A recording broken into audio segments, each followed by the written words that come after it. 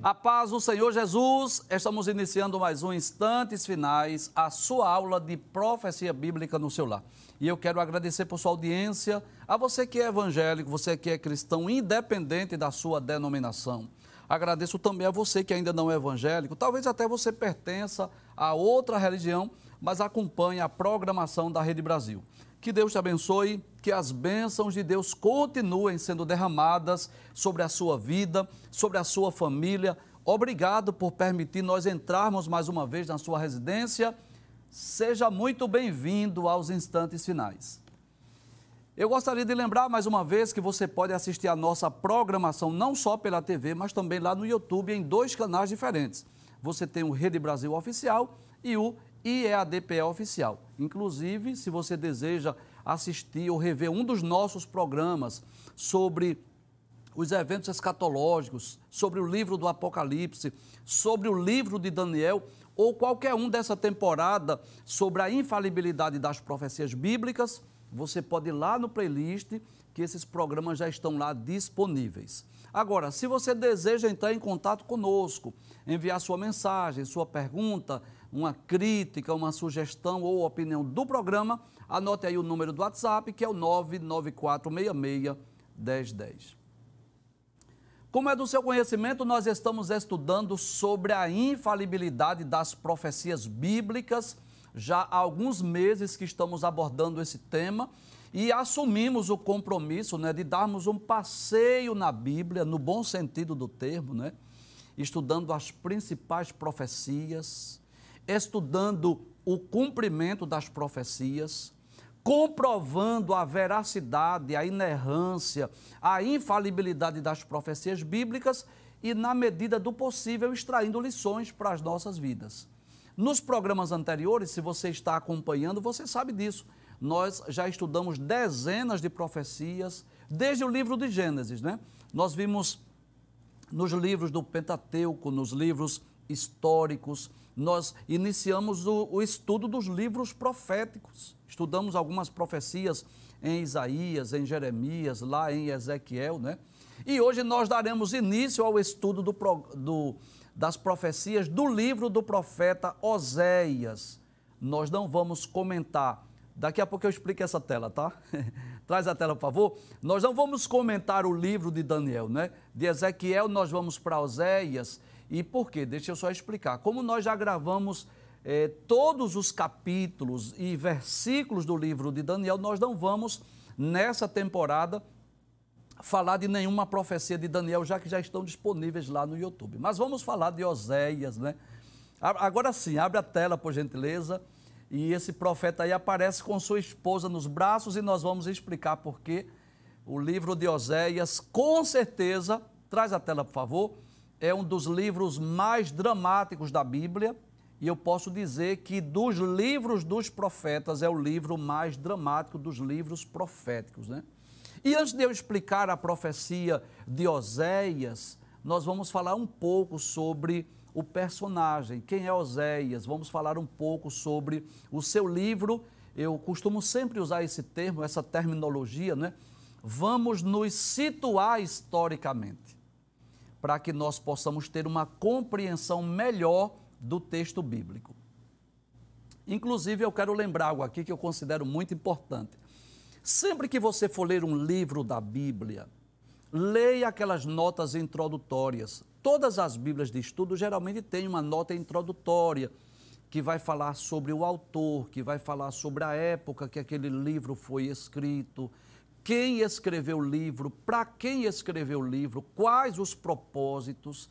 É muito importante nós lermos essas informações introdutórias, porque isso vai facilitar a compreensão do texto bíblico, Então, geralmente as Bíblias de estudo, principalmente a Bíblia de estudo pentecostal, que traz uma excelente introdução dos livros da Bíblia. Então, geralmente aqui no programa, antes de nós comentarmos sobre o livro, sobre a profecia, nós comentamos um pouco sobre o autor, contextualizamos um pouco da sua profecia para que nós tenhamos uma compreensão mais detalhada da profecia de Oséias, esse livro tão dramático.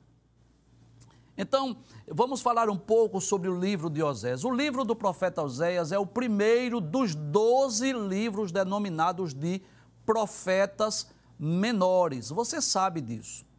Nós temos na Bíblia 18 livros denominados de livros proféticos, sendo que 17 estão no Antigo Testamento e um está no Novo Testamento.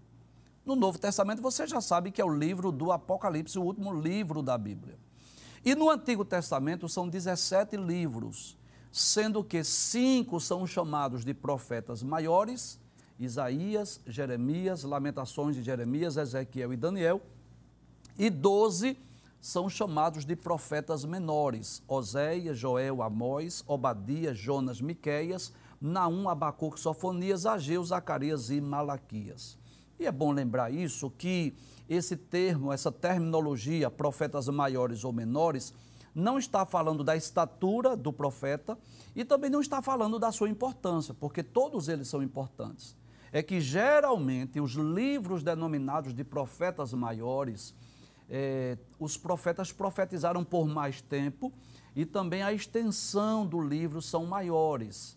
Já os profetas menores foram profetas que das duas uma, ou o conteúdo do livro em si é um conteúdo menor, né? São livros mais breves, mais curtos, ou a extensão do ministério terreno deles, do ministério profético deles, foi menor do que aqueles denominados de profetas maiores. Essas informações acredito que são importantes, porque a partir de hoje nós vamos iniciar uma série de estudos sobre os profetas menores, né?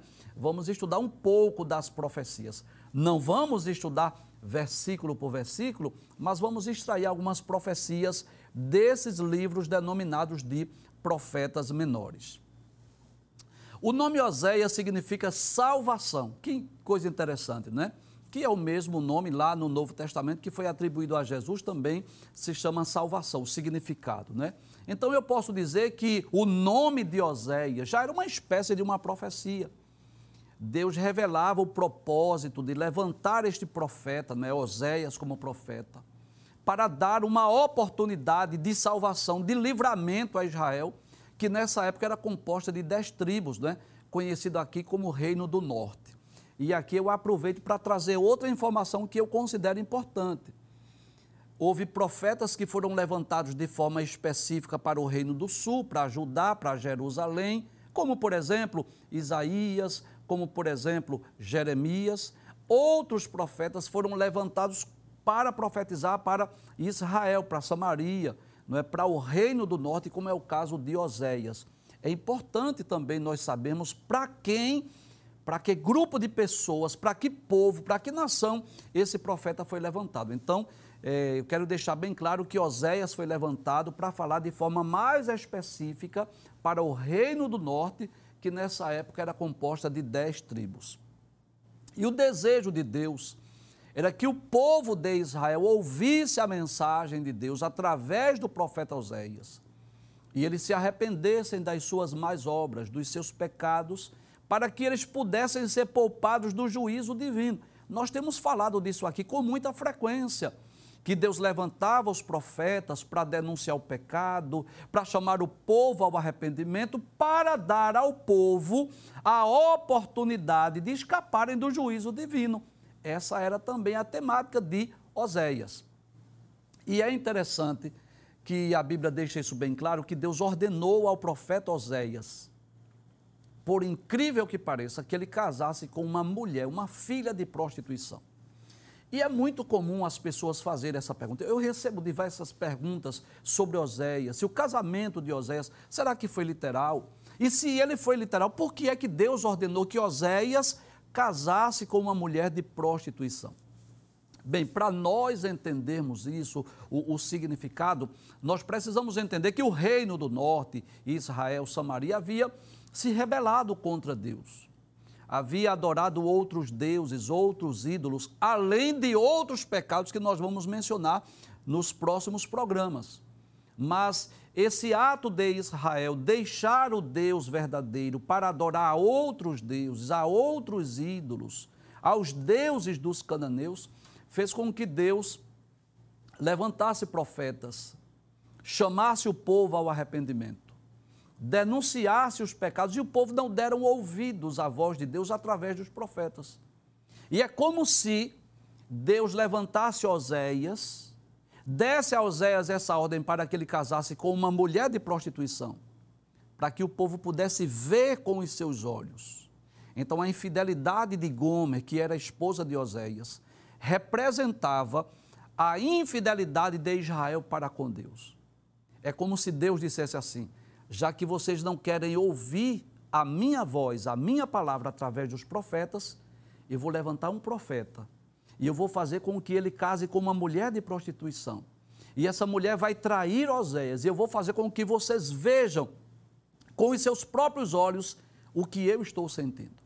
Então eu posso dizer que o tema central da mensagem da profecia de Oséias é exatamente a infidelidade de Israel à sua aliança com Deus, que é descrita no livro como um adultério, como nós podemos ver muito claro em todos os capítulos do livro de Oséias. Mas de forma mais específica eu quero ler 2 versículos, né? Então, só para deixar bem claro, aquela infidelidade de Gomer com Oséias representava a infidelidade da nação, o fato de o povo de Israel deixarem de servir ao Deus único e verdadeiro para servir aos ídolos. Por exemplo, Oséias capítulo 4, versículo 12, diz assim: o meu povo consulta a sua madeira e a sua vara lhe responde. O que significa isso? Eles estavam consultando deuses falsos, deuses feitos por mãos humanas. Aí diz: porque o espírito de luxúria os engana, e eles se corrompem, apartando-se da sujeição do seu Deus. Ainda no mesmo capítulo, versículo 17, diz assim: Efraim está entregue aos ídolos, deixa-o. Então, essa história dramática desse profeta que casa com uma mulher de prostituição tem como principal objetivo de ilustrar a infidelidade da nação de Israel para com Deus. E a pergunta que todo mundo faz, não é se esse casamento foi literal ou simbólico. Eu posso dizer que as duas coisas são reais. Eu posso dizer que o casamento de Oséias com Gomer foi literal, literalmente. Ele casou-se com uma mulher de prostituição. Inclusive, essa mulher depois abandonou Oséias e ele teve que pagar um preço para ir buscá-la. Nós vamos ver isso no próximo programa. Então, no sentido literal, Oséias casou-se sim com uma mulher de prostituição. Mas há também um aspecto simbólico desse livro, porque esse casamento de Oséias com Gomer, ele simboliza o casamento de Deus com Israel. É muito interessante isso, quando nós lemos a Bíblia, nós vamos perceber que no Antigo Testamento, de forma simbólica, Israel é a esposa de Jeová. Assim como no Novo Testamento, a igreja é a noiva de Cristo. E da mesma forma como o povo de Israel foi em busca de outros deuses, né? Eu posso dizer que isso está representado por aquela atitude de Gomer, a esposa de Oséias, que foi em busca dos seus namorados. Vamos ler esse texto dramático? Abre a tela, por gentileza. Pode passar. O título dessa profecia que vamos estudar hoje é O Casamento de Oséias simboliza a idolatria e corrupção de Israel. E mais uma vez eu torno a dizer, o casamento foi literal, mas também ele tem um aspecto simbólico, porque simboliza a idolatria, a corrupção de Israel. Nós vamos ver hoje no programa os primeiros 9 versículos do livro de Oséias, do capítulo 1, e vamos ver alguns textos lá no segundo livro dos reis, lá no livro de Isaías, sobre o cumprimento dessa profecia. Vejamos o que diz a palavra de Deus. Oséias capítulo 1, versículo 1 diz assim: palavra do Senhor que foi dita a Oséias, filho de Beeri. Observe, é mencionado o nome do pai de Oséias, Beeri, exatamente para nós identificarmos quem era esse Oséias, já que havia outros Oséias nos tempos bíblicos. E qual foi o período que Oséias profetizou? O texto deixa bem claro. Ele profetizou nos dias de Uzias, Jotão, Acais e Ezequias. Esses 4 reis, Uzias, Jotão, Acais e Ezequias, eles profetizaram do ano 792 a 698 a.C. E a profecia de Oséias ocorreu entre os anos 755 a 715 a.C.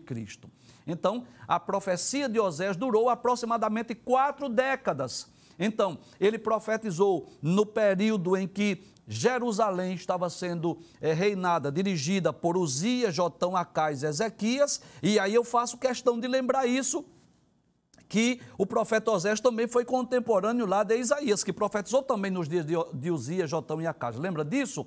E nos dias de Jeroboão, filho de Joás, rei de Israel.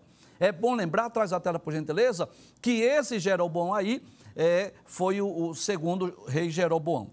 Então, nós vamos perceber aí que a profecia de Oséias, ela está situada exatamente nesse período desses reis, tanto de Israel como do rei de Jerusalém. E ele profetizou por aproximadamente 4 décadas. O período da história de Oséias, da sua profecia, esses 14 capítulos do livro, se você estiver com a sua Bíblia na mão, você vai perceber que o livro tem 14 capítulos, eles foram escritos nesse período de aproximadamente 4 décadas, 40 anos, do ano 715 ao ano 755 a.C., ou melhor, 755 a 715, porque você já sabe disso. Se você é aluno da nossa aula de escatologia, de profecia, você sabe que no tempo do Antigo Testamento a contagem ela era decrescente, ok?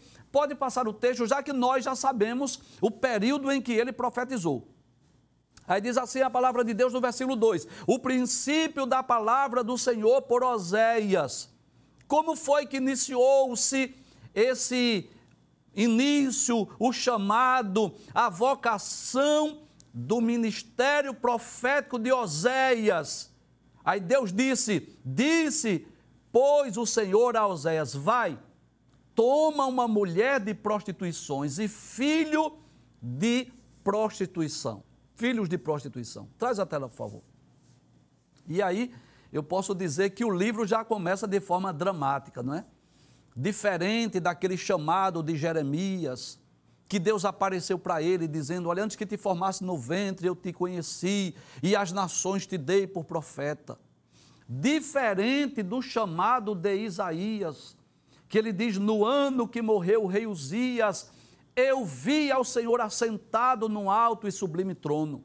Diferente do chamado de Ezequiel, que depois de ter um arrebatamento de espírito, uma visão da glória de Deus, ele tem a visão de um rolo de um livro, e ele recebe a ordem para comer o rolo do livro.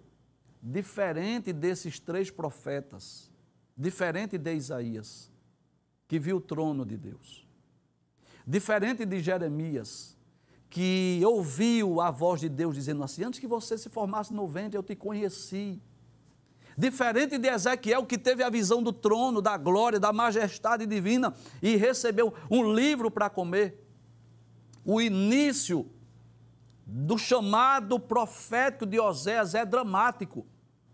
Deus vai dizer para ele que ele casasse com uma filha de prostituição, que ele tivesse filhos de prostituições. Abre a tela mais uma vez, por gentileza. Veja o que diz. Aí Deus disse assim, vai, toma uma mulher de prostituições e filhos de prostituição. Que chamado dramático, mas era real, era literal. Porque a terra se prostituiu desviando-se do Senhor. Olha, Deus deixa bem claro, Oséias, eu quero que você tome uma mulher de prostituição, mas você sabe por quê? Eu já vou lhe explicar, Oséias. É porque a terra se prostituiu, desviando-se do Senhor, ou seja, os filhos de Israel estão adorando a outros deuses, servindo a outros ídolos, e com certeza, Deus já tinha levantado profetas, Deus já tinha chamado o povo ao arrependimento, mas o povo não deu ouvido à voz de Deus, e era como se Deus dissesse, já que eles não estão ouvindo a mensagem, eu quero que eles vejam com os seus próprios olhos. E o que vai me chamar a atenção aí, isso é uma característica dos profetas. Eles não questionam a Deus. Pode perceber isso.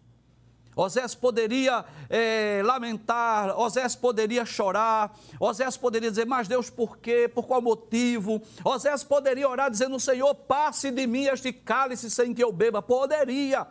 Mas Osés simplesmente vai lá e cumpre. Vai lá e obedece. Nós vamos ver isso, que isso é uma marca, eu vou chamar de uma característica dos profetas. Com exceção de Jonas, que a princípio esquivou-se, não é?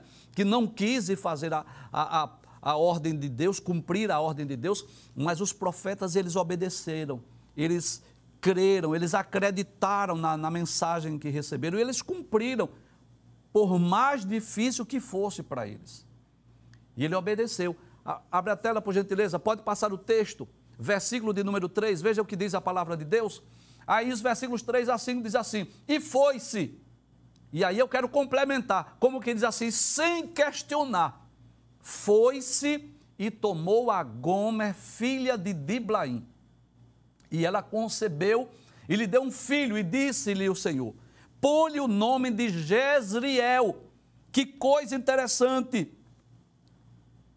Nem Oséias, nem Gomer deram nomes aos seus filhos, porque os 3 filhos que eles tiveram foram nomes dados por Deus, e Deus disse, coloque o nome desse primeiro filho aí, desse primogênito de vocês, Jezriel, que significa Deus semeia, ou Deus espalha, ou Deus espalhou. Traz a tela, por gentileza. Quando Deus diz, você vai colocar o nome dele de Jezriel, Deus espalha, ou Deus espalhou, isso já era uma profecia. Você lembra do juízo de Deus para o povo de Israel? Que por causa do pecado, por causa da rebelião de Israel, pelo fato de eles não darem ouvidos à voz de Deus, eles foram espalhados para outras nações? Você lembra disso? Nós vamos falar sobre isso hoje. Então, o nome daquele primeiro filho, Jezriel, já era uma profecia. Deus espalha, ou Deus espalhou. Deus já estava dizendo, esse filho aí, veja que coisa interessante. Não é você, Oséias, nem é Gomer que vai colocar o nome dele. Você vai colocar, sou eu que vou dizer o nome. Coloca o nome dele, Jezriel. Porque já era uma profecia. Deus já estava dizendo de antemão o que iria fazer com o povo de Israel. Pode abrir a tela, por gentileza? Aí diz assim, põe-lhe o nome de Jezriel, porque daqui a pouco visitarei o sangue de Jezriel sobre a casa de Jeú e farei cessar o reino da casa de Israel. Fique atento para essa mensagem, para essa profecia que nós vamos estudar o cumprimento daqui a pouco. Deus está dizendo, daqui a pouco visitarei o sangue de Jezriel. Deus estava mencionando um derramamento de sangue que houve lá em Jezriel, que era uma cidade também havia uma cidade por esse nome, não é? E Deus diz assim, sobre a casa de Jeú, porque Jeú foi um dos reis de Israel. Jeú foi aquele homem que recebeu a incumbência de punir a casa de Acabe, só que ele excedeu no juízo. Traz a tela, por gentileza. Jeú foi aquele homem levantado por Deus para punir a casa de Acabe. Só que ele se excedeu, ele foi além, ele extrapolou os limites. Ele puniu quem não deveria ser punido. Ele se excedeu no juízo, no castigo. E por isso Deus disse, eu vou visitar Israel, por causa dos pecados de Jeú. Se você puder, abra a sua Bíblia, segundo livro dos Reis, capítulo 10, nós vamos ler 2 textos, segundo livro dos Reis, capítulo de número 10. Nós vamos ler o versículo 11 e vamos ler o versículo 31. Se você ler aí o capítulo de número 10, se você tiver o cuidado de ler com mais detalhe, você vai perceber, a epígrafe diz isso. Jeú extermina a casa de Acabe. Isso já estava predito, isso já estava profetizado. Deus havia dito através de Elias que Deus iria punir a casa de Acabe pelos seus muitos pecados, os pecados de Acabe e de Jezabel. Só que Jeú excede, Jeú extrapola, Jeú começa a punir e castigar quem não merecia, quem não deveria morrer. Capítulo de número 10, versículo de número 11. Você vai perceber isso, que Jeú mandou matar todos os filhos de Acabe. E depois que os filhos de Acabe estavam mortos, ele começou a punir até os amigos de Acabe. Versículo 11 diz: também Jeú feriu todos os restantes da casa de Acabe em Jezreel. Olha aqui, Jezreel mais uma vez. E eu quero lembrar, Jezreel tanto era o nome de uma cidade, como era também o nome do primeiro filho de Oséias com Gomer. Não esqueça disso. Como também todos os seus grandes e os seus conhecidos. Que coisa interessante. Jeú mandou matar até os conhecidos de Acabe. Deus disse: você vai punir a casa de Acabe. Ele matou até os conhecidos. E não só isso, os seus sacerdotes, até que nenhum lhe deixou ficar de resto. Então ele excedeu, ele extrapolou, mas não só isso. Deus disse: eu vou visitar Jezreel por causa do derramamento de sangue que Jeú cometeu. Mas não só isso. Jeú foi um homem mau, cruel, um mau rei. O versículo 31 vai dizer isso. Mas Jeú não teve cuidado de andar com todo o seu coração na lei do Senhor, Deus de Israel, nem se apartou dos pecados de Jeroboão, que fez pecar Israel. Então ele, além de exceder no castigo, matando pessoas inocentes, pessoas que não deveriam ser mortas, porque era para ele punir apenas a família de Acabe, ele também foi um mau rei. Ele não andou nos caminhos do Senhor. E por isso Deus diz a Oséias: Oséias, sua esposa teve um menino, e eu vou dizer o nome dele, tá certo? Coloque o nome dele Jezreel. Abre a tela mais uma vez. Por que coloque o nome dele de Jezreel? Deus diz: porque daqui a pouco visitarei o sangue de Jezreel sobre a casa de Jeú. E esse Jezreel aí, o sangue de Jezreel, não é o filho de Oséias com Gomer. Esse Jezreel é a cidade onde Jeú exterminou a casa de Acabe. Sobre a casa de Jeú, e farei cessar o reino da casa de Israel. Eu quero lhe chamar a atenção para essa profecia, que eu vou estudar daqui a pouco, o cumprimento. Farei cessar o reino da casa de Israel. Deus estava dizendo: eu vou exterminar o reino do norte, eu vou espalhar o reino do norte para outras nações. Aí Deus continua dizendo: e será naquele dia que quebrarei o arco de Israel no vale de Jezreel. Sabe o que é quebrar o arco? É desfazer o exército. Quando Deus diz assim: eu vou quebrar o arco de Israel, Deus estava dizendo: eu vou destruir esse exército de Israel. E o exército de Israel era um dos exércitos mais poderosos do mundo. Sabe por quê? Eram 10 reinos, 10 tribos. O exército das 10 tribos era um grande exército que venceu várias batalhas. Mas Deus está dizendo: eu vou quebrar o arco. Como que diz assim? Eu vou destruir, eu vou arruinar esse exército. E mais uma vez eu lembro. Por quê? Por causa dos seus pecados, por causa das suas transgressões. Então Deus diz a Oséias: eu vou visitar, eu vou desfazer esse reino, eu vou quebrar o arco. Como que diz assim: eu vou destruir o reino do norte, eu vou espalhá-los pela terra. Passe o texto, por gentileza. Vamos adiante. No versículo 6 diz assim: e tornou ela a conceber. Ela quem? Gomer, a esposa de Oséias. E deu à luz uma filha. Agora foi uma menina. O primeiro foi um filho, que Deus disse Jezreel, e agora ela tornou a conceber e teve agora uma filha. E qual é o nome dessa filha? Aí Deus disse: põe-lhe o nome de Lo-ruama, que significa desprezível ou desfavorecida. Também era uma profecia: desprezada, desprezível ou desfavorecida. Era o nome que significava a segunda filha. Não é? O segundo filho do casal, que era uma menina. Põe-lhe o nome de Lo-ruama. E por que, Deus? Qual é a razão pela qual Oséias e Gomer devem colocar o nome nessa filha de Lo-ruama, que significa desprezada, ou desprezível, ou desfavorecida? Aí Deus diz: porque eu não me tornarei mais a compadecer da casa de Israel, mas tudo lhe tirarei. Olha, Deus confirmando mais uma vez a profecia. Volta, por gentileza, Deus explicando. Sabe por que, Oséias, você vai botar o nome dessa filha Lo-ruama? É porque eu não me tornarei mais a compadecer da casa de Israel, mas tudo lhe tirarei. E aí talvez você pergunte, mas, traz a tela por favor, talvez você pergunte, mas a Bíblia não diz que a misericórdia de Deus não tem fim, que Deus é longânimo. É claro, Deus é longânimo, Deus é misericordioso. Você sabe o que é longânimo? Longânimo é ser paciente.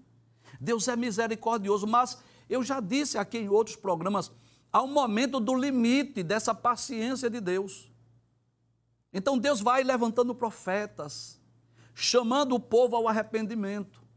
Só que quando o povo não obedece, o juízo é inevitável. Que coisa interessante! Nós, quando estudamos aqui as profecias de Jeremias, nós estudamos várias profecias de Jeremias, e nós dissemos isso, que Jeremias, ele foi a última voz profética antes do cativeiro de Judá, antes de Judá ser deportado para a Babilônia. Você me ouviu dizer isso aqui várias vezes. E eu posso dizer também, é claro que Oséias profetizou antes, mais de um século antes de Jeremias. Embora o livro de Oséias esteja depois do livro de Jeremias, mas Jeremias profetizou depois. Jeremias profetizou por volta do ano 600, mais ou menos, né? Antes de Cristo. E Oséias, como já dissemos, foi entre 755 e 715, então mais de um século antes. Mas eu posso dizer que essa mensagem de Oséias, essa profecia de Oséias, era como que fosse uma espécie de último chamado ao arrependimento. Se você já viajou de avião, você sabe disso, que tem a última chamada, né? As pessoas que estão ali no portão de embarque, estão ali esperando o embarque, aí tem a última chamada para o voo número tal, né? Embarque no portão de número tal, último chamado para os passageiros do voo tal. Você já ouviu isso, né? Então é como se a profecia de Oséias fosse o último chamado de Deus. Deus chamando o povo de Israel ao arrependimento. Detalhes, Deus é onisciente. E Deus sabia que o povo não iria dar crédito, o povo não iria dar ouvido, o povo não iria se arrepender. Deus já sabia disso. É como se Deus dissesse assim: chamei os profetas, eles denunciaram o pecado, eles chamaram o povo ao arrependimento, o povo não se arrependeu, eu levantei Oséias. E o povo viu o drama de Oséias. O povo sabia disso, que Gomer foi uma mulher infiel a Oséias. E Oséias amava a sua esposa. Mesmo assim, o povo não se arrependeu. E Deus já sabia disso. O povo vai ver Oséias, vai lamentar, vai dizer, um homem tão bom, tão santo, casou-se com uma mulher dessa que não merece, essa mulher não merece o marido que tem. Só que Deus sabia de antemão que o povo não iria dar crédito, não iria dar ouvidos, não iria se arrepender dos seus pecados. E por isso Deus deixa bem claro, você vai colocar o nome nessa segunda filha aí, de Lo-ruama, que significa desprezada, ou desprezível, ou desfavorecida. Porque eu não vou ter compaixão de Israel mais não. Havia extrapolado todos os limites da paciência e da longanimidade de Deus. E Deus é juiz.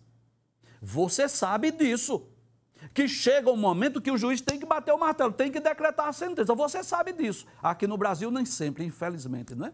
Infelizmente é um país onde a impunidade cresce assustadoramente. Muita gente aí que era para estar atrás das grades, estão sendo, não é, absolvidos, estão cancelando sentenças. Infelizmente aqui no Brasil, mas com Deus não. Deus é um justo juiz. Deus tem um limite da longanimidade, da paciência, mas tem um momento que Deus diz assim, olha, eu vou bater o martelo, eu vou decretar aqui a sentença. Com Deus não tem como cancelar essa sentença, não, porque o povo não se arrependeu. A única alternativa era se o povo se arrependesse, se convertesse dos seus maus caminhos. Aí sim, Deus poderia perdoar, como fez com os ninivitas. Mas o povo de Israel não fez como os ninivitas. Volta a tela mais uma vez, só para eu ler mais uma vez o finalzinho desse texto. Aí Deus diz: porque eu não me tornarei mais a compadecer da casa de Israel, mas tudo lhe tirarei. Vou tirar o reino. Passe o texto, por gentileza. Versículo 7. Mas da casa de Judá, olha aí, outra profecia que nós vamos estudar hoje, o cumprimento. Mas da casa de Judá me compadecerei e os salvarei pelo Senhor, seu Deus. Deus disse: eu vou punir Israel, mas eu vou salvar Judá, eu vou salvar Jerusalém, pois não os salvarei pelo arco, nem pela espada, nem pela guerra, nem pelos cavalos, nem pelos cavaleiros. Deus estava deixando bem claro: eu não vou, pode deixar aberta a tela por gentileza, não vou salvar, não é com arco, não é com espada, não é pela guerra, nem pelos cavalos, nem pelos cavaleiros. Deus estava dizendo: eu vou intervir na história de Judá e vou dar livramento. Daqui a pouco eu vou explicar o cumprimento dessa profecia. Pode passar o texto, por gentileza. Versículos 8 e 9. E depois de haver desmamado a Lo-Ruama, que foi a menina, concebeu e deu à luz um filho. E disse: põe o nome de Lo-Ami. E Lo-Ami significa: não é meu povo. Era outra profecia. Aí Deus diz: por quê? Porque vós não sois meu povo, nem eu serei o vosso Deus. Deus estava dizendo: vocês não serão mais meu povo, Israel. Vamos ver o cumprimento? Vamos iniciar lendo segundo livro dos Reis 17, versículos 18 e 23. Pode abrir a tela, por gentileza? Olha aí o castigo, olha o cumprimento da profecia que já ocorreu no passado. Deus diz assim: pelo que o Senhor muito se indignou contra Israel e os tirou de diante da sua face, nada mais ficou senão a tribo de Judá. Olha aí, o povo de Israel, isso ocorreu por volta do ano 722, foram espalhados, foram levados pela Síria, foram levados para outras terras. Deus cumpriu na íntegra. Olha aí o significado de Jezreel. Olha aí o significado do nome de Lo-Ruama, desfavorecida, desprezada, desprezível. Olha o significado do nome aí, Lo-Ami, não é meu povo. Deus disse: eu vou punir. E isso ocorreu na íntegra. Passe o texto, por gentileza, versículo 23. Até que o Senhor tirou a Israel diante da sua presença, como falara pelo ministério de todos os seus servos, os profetas. Assim foi Israel transportado da sua terra à Síria, onde permanece até o dia de hoje. Ou seja, eles nunca mais voltaram para a sua pátria, nunca mais voltaram para a sua terra. Traz a tela, por gentileza. Aí eu quero trazer à vossa lembrança, eu quero trazer à vossa memória algo que Deus havia dito. Eu vou punir a Israel, mas eu vou livrar Judá. Lembra disso? Que na profecia que nós lemos, Deus disse: eu vou livrar, e não é pela espada, não é pelo escudo. Aí alguém pode perguntar: que ocasião foi essa? Que profecia foi essa? Será que essa profecia já se cumpriu? Então, a primeira profecia já se cumpriu. Deus espalhou Israel entre outras nações. Vocês não são mais meu povo. Deus rejeitou o reino do norte. Mas Deus havia dito: eu vou livrar a Judá, e não é pela espada e nem por escudo. Passe o texto, por gentileza. Que ocasião foi essa? Foi a ocasião que Senaqueribe invadiu Judá. Isso está no livro de Isaías, capítulo de número 36. E aconteceu no ano 14º do rei Ezequias, que Senaqueribe, rei da Síria, subiu contra todas as cidades fortes de Judá e as tomou.